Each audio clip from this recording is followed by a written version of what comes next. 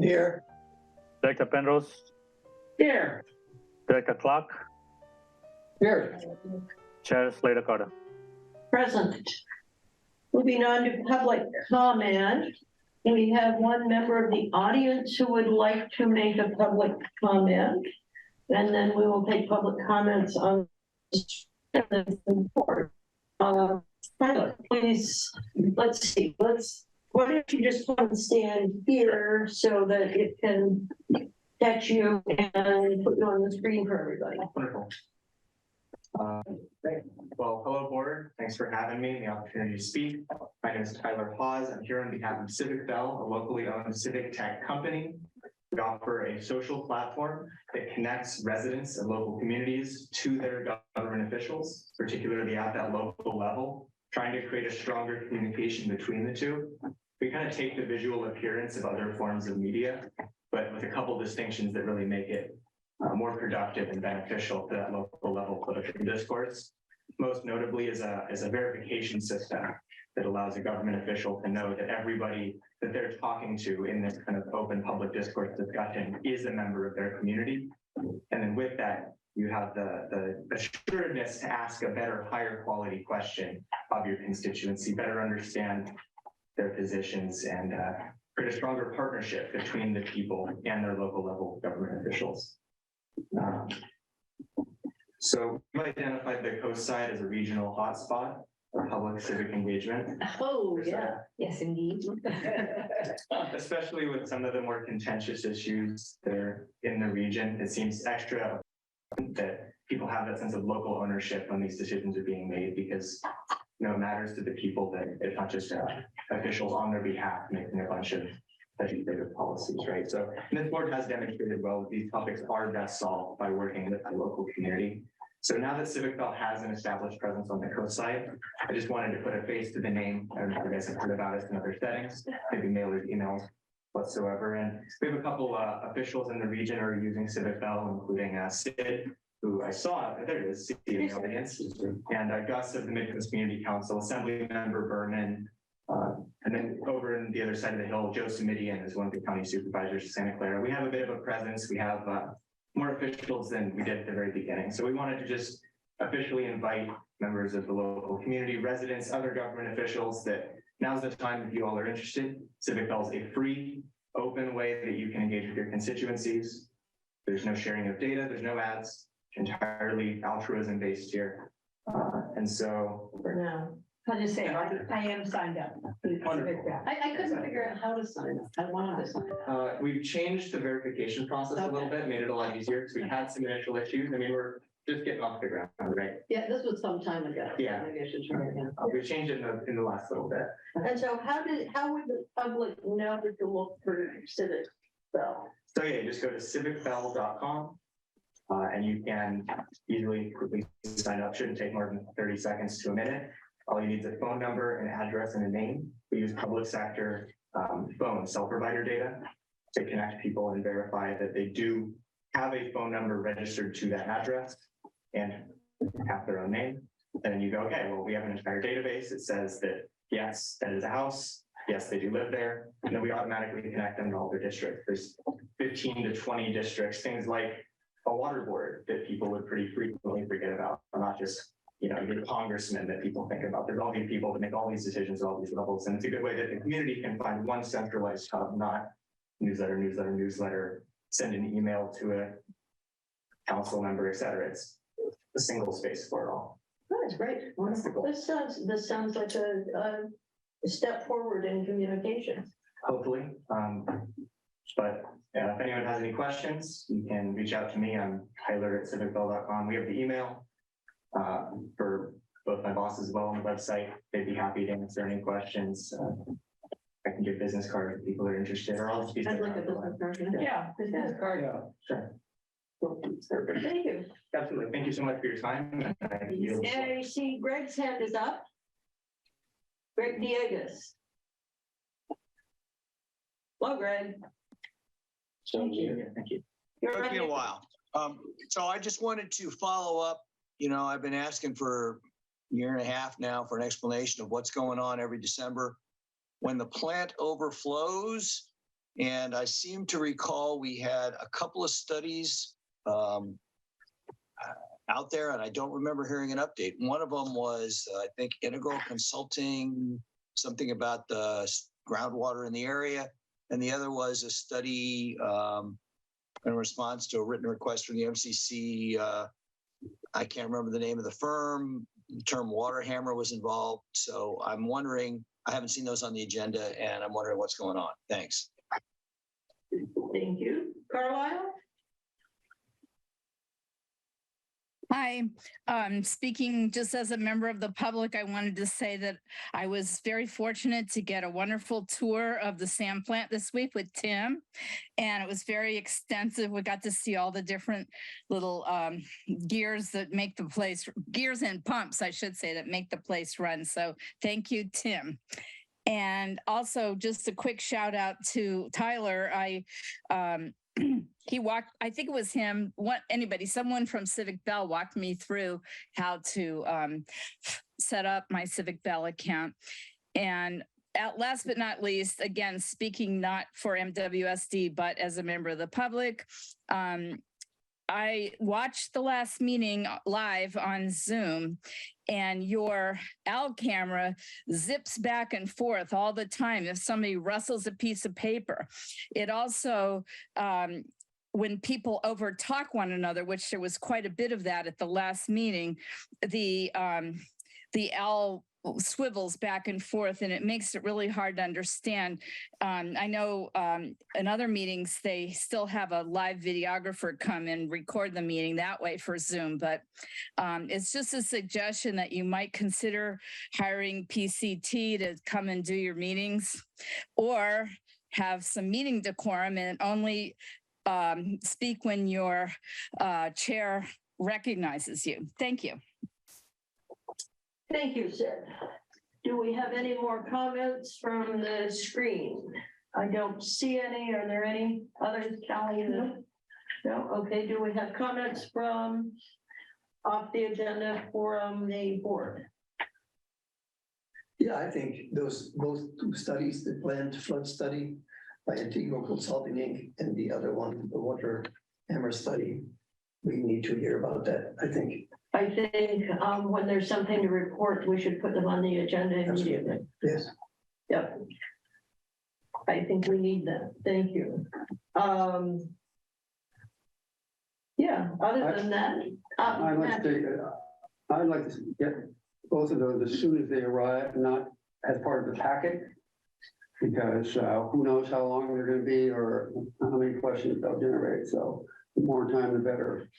So you would like them, as soon as they come in and staff has reviewed them, to distribute them to the board members? I agree. Gives us more time. Yes, that would be great. Yeah. Yeah, they have to be careful about circulating administrative drafts because. Right. Exactly. Right. Exactly. Good. Keisha. Yeah, just give a quick update on the two projects which MCC brought up. The first one was on the integral consulting study. They are almost at the end of the study. They've finished their flood modeling thing, and I believe it will be given to the engineers in the month of August. And once the engineers approve it, then it will be brought to the board.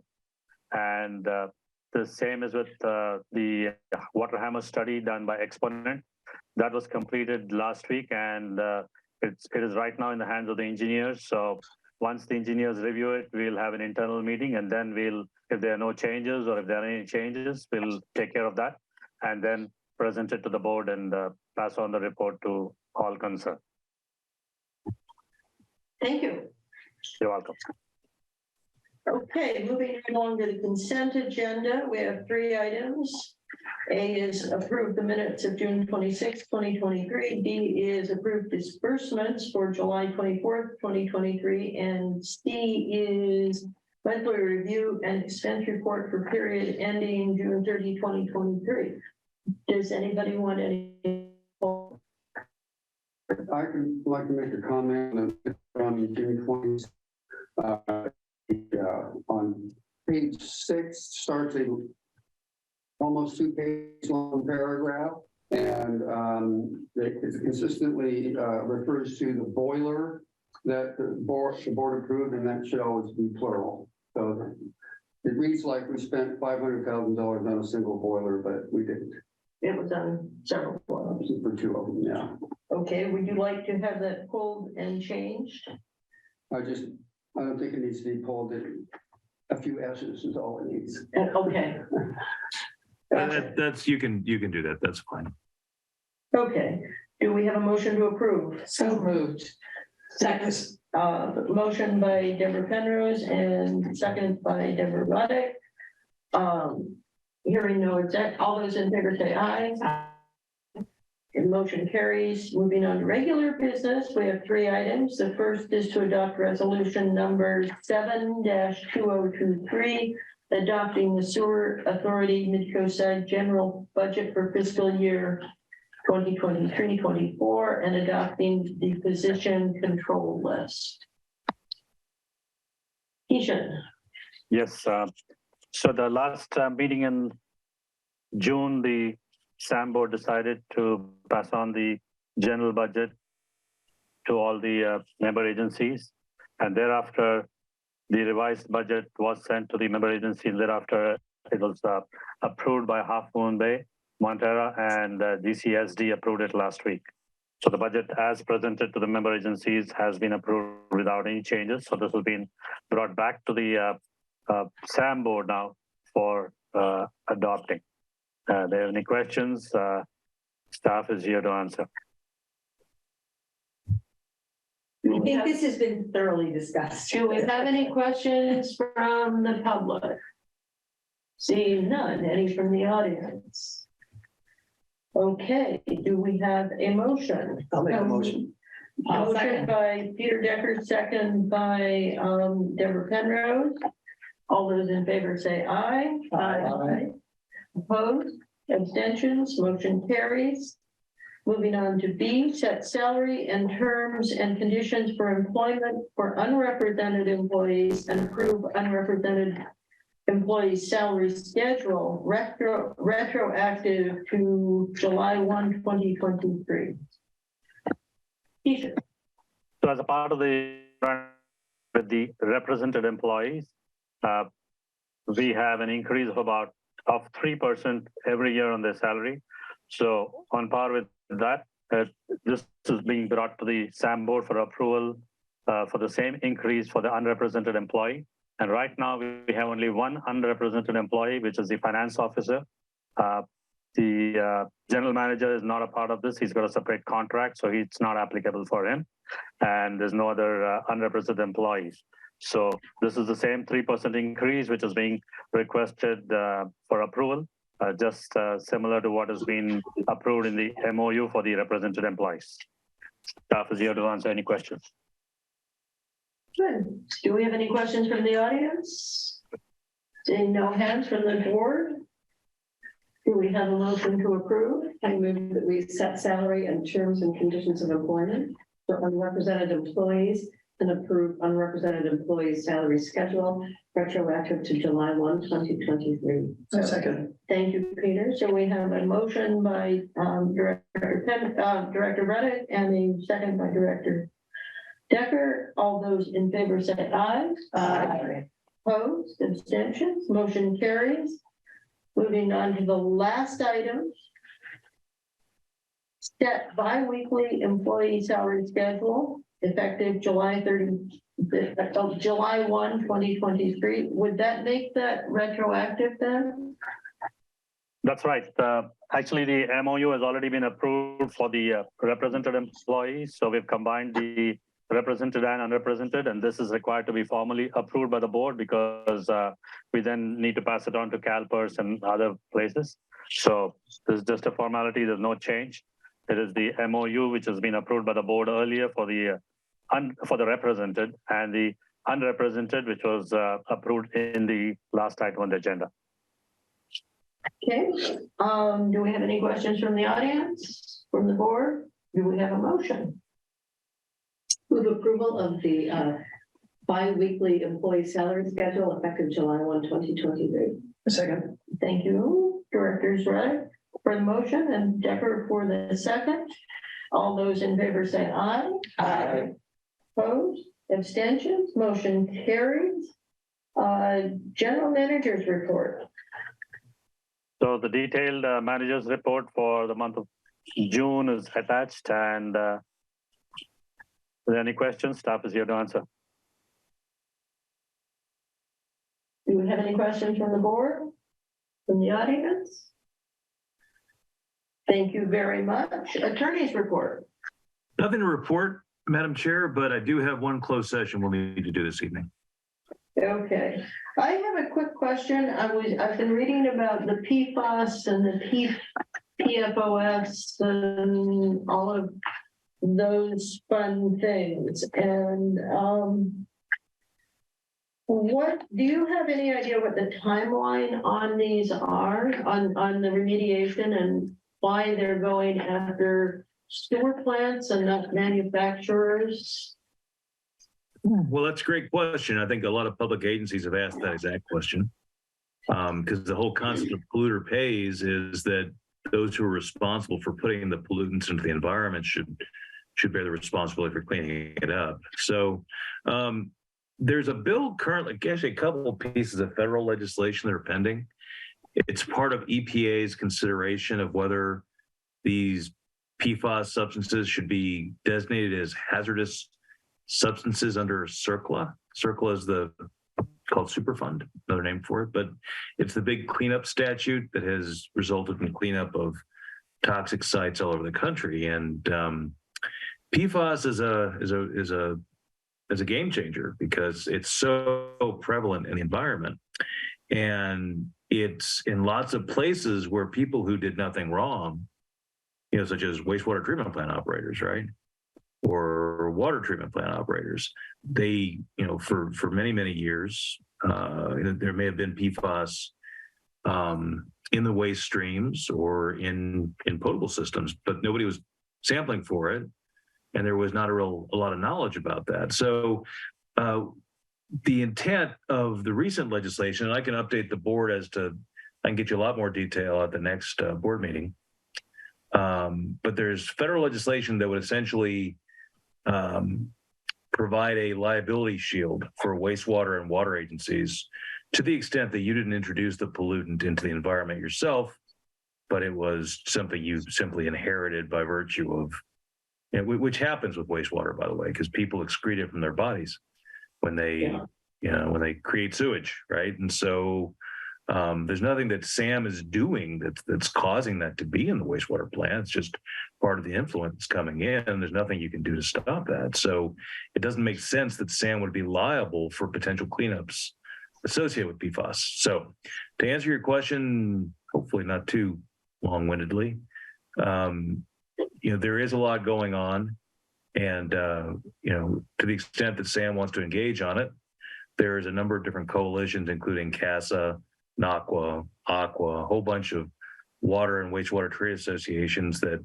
would be an area where SAM could add its voice if it wished to. I think we should. Yeah, I think it's critical. Yeah. What brought this up was I read a thing in print that said the operations and maintenance costs for sewer plants will be going up 60% over the next few years because of this. Now, and that doesn't count all the other cost increases that we're looking at. And then depending on what the government does in terms of liabilities, and then there's whether you have it in your drinking water or not. And I was reading one thing that said, well, you can get rid of it by doing reverse osmosis. But the question is, what do you do with the leftover concentrated water that has these things in them? Yeah. And do you have to add the technology? And reverse osmosis is water intensive. Yeah. So Energy intensive, yeah, both.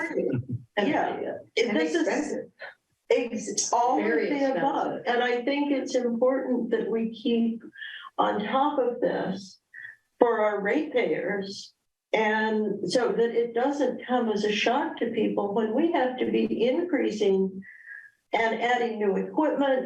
We've got these new aeration basins, maybe we're going to, or the old aeration basins, maybe we're going to have to use them for something related to this. I have no idea about the technology. I think it's egregious that they're targeting, wastewater treatment plants and water, purveyors on this subject. It's totally a producer responsibility. So I think we ought to be furious about it. And I think we ought to be very active in supporting those who are leading the charge against it. Yeah, I think it would be very useful. Well, thank you for that, Jeremy. Sure, I'll get some more detail at the next meeting, so that it'd be helpful. Maybe you can target as to ways that, or options for Sam if they want to engage. Yeah, I was just looking at for a new carpet, and I have a German Shepherd type dog. So I was wondering, what kind of carpet I should get for having a German Shepherd in the house. And it said, the site I was looking at said, oh, get this kind of carpet because it's stain proof and it's waterproof. And I'm going, right, those are the trademarks for PFAS. Yeah. And they're in your sheets and your baby clothes and jackets. Your food storage containers, Exactly. These milk bottles. babies' milk bottles. Yeah. Yeah. It's everywhere. So it's ubiquitous. Anyway, thank you. Director's reports. Actually, I'd just like to make a comment following up on what Sid said. It seems as if the goal of this recording is to see their representatives in action. The way this is set up right now, I was just seeing, you just made a very, very important statement about where you think we should go. The public can barely see in this. And it's just something to set in. So if they were to And they never see you. Our side of the table is always out. whoever's. I know, so I mean, if the goal, you can put the big. Yeah, they have to do it on their side. But you have to change it for every time somebody says something, you've got to change it to the right speaker. No, it will, you can It put automatically speaker view. goes? It goes speaker view and then you get the speaker. Okay. In what the public would see. Yes, if they want to see us. But if they're watching the meeting, do they have to choose speaker view or? Yes, they have to change it to speaker view. Well, that ought to be explained in the agenda because Yeah. I think a lot of people don't understand that. I could share the screen and show it right now. Well, no, but it would be easy enough when you put on the Zoom link to say select speaker view. Can you make that the default? Somehow? It depends on their devices. It's on their own Zoom settings. It's not that I want more camera time, but it's just, if the goal is responsive to the community. Right, And right. their discussions to be, people to understand how decisions are being made. Those teeny tiny heads up there don't really do much. That's true. So just something to think about. I do think. Why don't you check with Zoom because I know with Zoom there is speaker view. It's on my machine, you select it from the Zoom on the top. Yeah. And that's on the bottom. Yeah, or you can put it on the bottom, yeah. It moves around depending on which machine and which version you're using. If they're We waiting. can just add it to the top of our agenda, Yeah, where it That's what says I here's did. the link, and you should choose opt for speaker view. exactly. Okay, topics for future board consideration. I have one. Yes. I'd like to get a report at the August or maybe the first meeting in September on preparations for winter storms. I'd like to know what our readiness is and what we intend to implement and when. That's the one.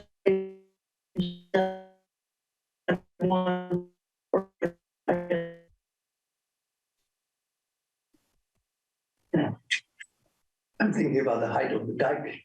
I'm Yes, from I'm Holland, thinking of, yeah. where we are all busy building dikes or doing overflows. Yeah, but I'm not yes. comfortable with the idea of sandbags. I think we should have those inflatable dams or something. I think we should have a regular dike Yeah, and spend the money on the regular dike so that we don't have that flooding again that destroys all of our pumps and costs us hundreds of thousands of dollars. yeah, when I came out here on New Year's Eve, like they were just unloading little sandbags.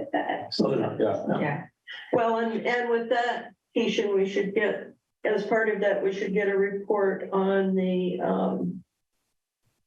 insurance and the, what was it, FEMA?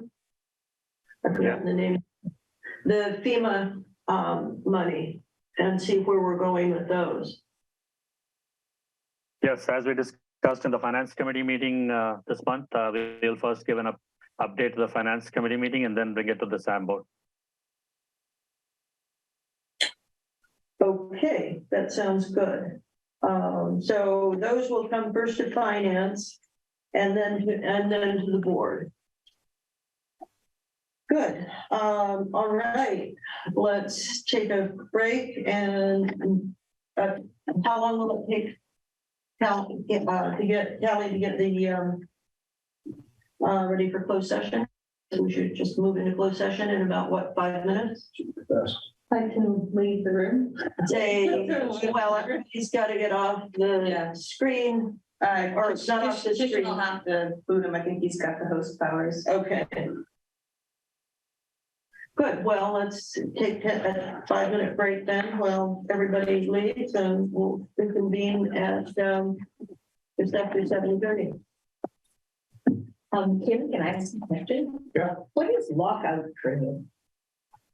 Lockout, tagout. So if you're working on a piece of equipment, a motor or a pump, so it's just the process of making sure everyone's familiar with the safety aspects of de-energizing any source of power, be it electrical or